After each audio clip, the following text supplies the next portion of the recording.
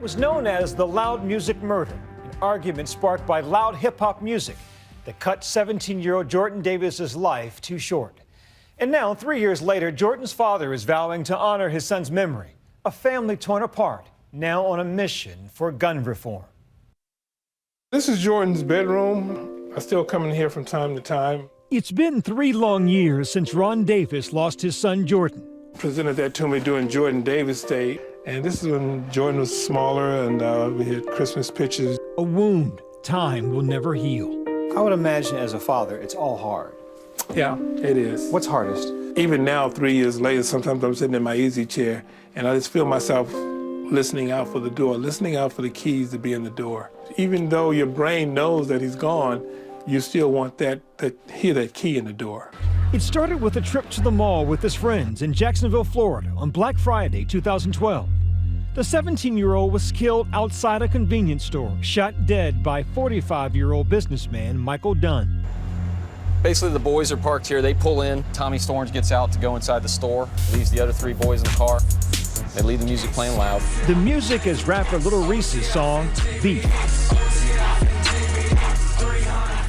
At some point, Michael Dunn pulls into the spot next to him on the passenger side. Rhonda Rower gets out of the vehicle. That's when an ordinary evening turns deadly. The music was too loud. Michael Dunn had asked them to turn the music down. Tevin Thompson, who was sitting in the front passenger seat, complied, turned it down. Jordan didn't want to turn the music down. He said, let's turn it back up. I'm tired of people telling me what to do. They turned the music back up, and then there was an exchange of words. At that point is when Michael Dunn and Jordan Davis started exchanging words. And I believe it was Tevin Thompson members hearing Jordan say to Michael Dunn. According to witnesses, and there were statements of, are you talking to me, coming from Mr. Dunn? And I believe a couple of the witnesses stated they heard, you're not going to talk to me that way. Suddenly, the argument escalates.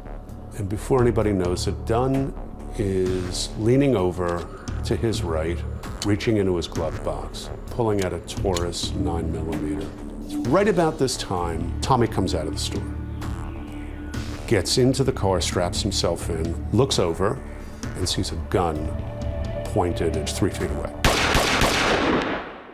It was over in moments. A life gone, lives ruined. Lucia Macbeth, Jordan's mom, tried to cope with her heartache by clinging to the last conversation she had with her beloved son, less than 24 hours before he died. Mom, happy Thanksgiving, Mom. I just want to tell you thank you. Thank you for loving me. Tell me about your boy. He was not a perfect child by any means, but he was a good young man. Always the life of the party. People would say, when Jordan walks in the room lights up. He was humorous. He was very sensitive, very intuitive. Mama's boy, daddy's boy? He started out mama's boy, but ended up daddy's boy. When Michael Dunn is questioned by police, he claims it was all an act of self-defense. I'm still not reacting, but then this guy goes down on the ground and comes up with something. I thought it was a shotgun. Do you remember how many times you shot? I shot 4 times, and that SUV pulled out, and like I said, in my mind, they got a gun. I was still scared, and so I shot 4 more times. As they were fleeing? Yeah.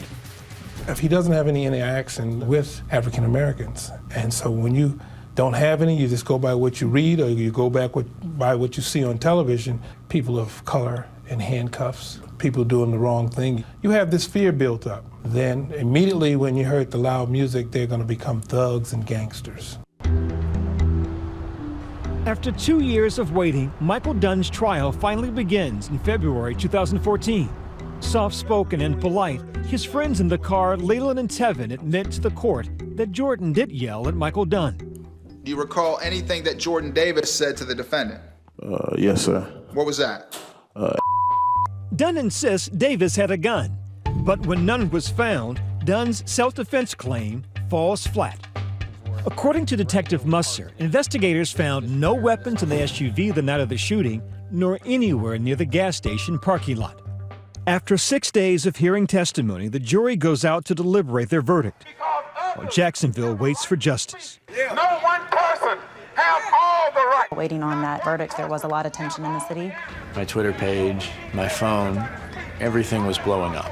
It takes the jury 4 days to come to a unanimous decision on 3 attempted murder charges.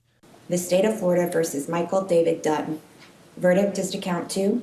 We, the jury, find the defendant guilty. Verdict is to count 3. We, the jury, find the defendant guilty. Verdict is to count 4.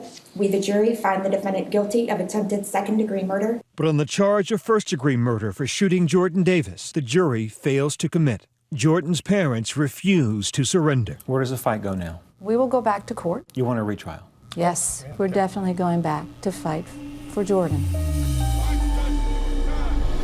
In September 2014, Dunn returns to the witness stand, this time for a leaner trial.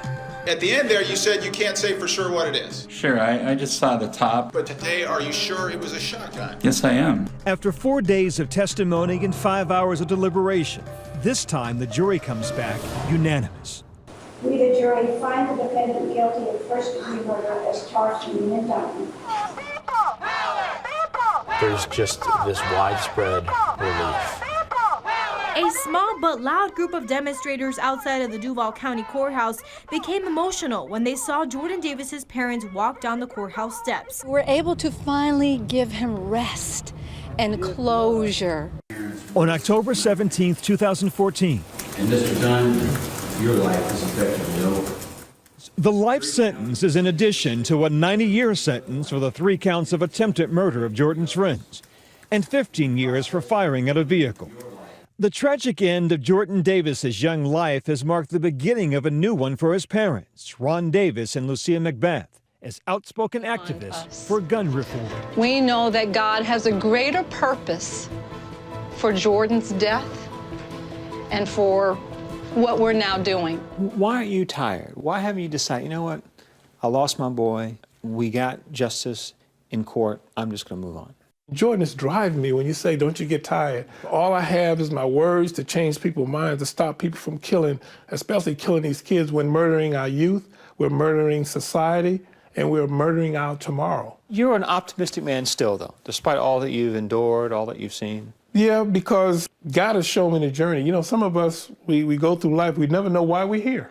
Why are you here? I'm here to spread the word of my son, who was martyred, basically, and to spread the word that this country cannot continue the way it's continuing, that we have to put lives in front of guns, lives in front of finances, lives in front of everything, that we have to educate ourselves and enlighten ourselves to let us know that we'll never be at peace as long as we keep killing each other and going around the world and killing people. We'll never be free.